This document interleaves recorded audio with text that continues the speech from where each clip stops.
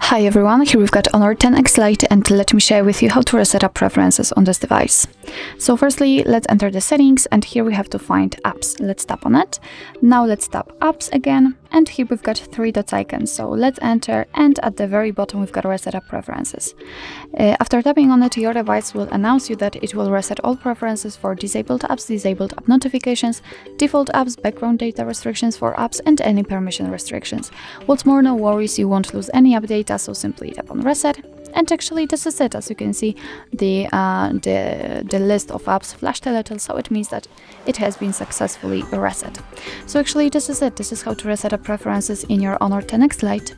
Thank you so much for watching. I hope that this video was helpful, and if it was, please hit the subscribe button and leave the thumbs up.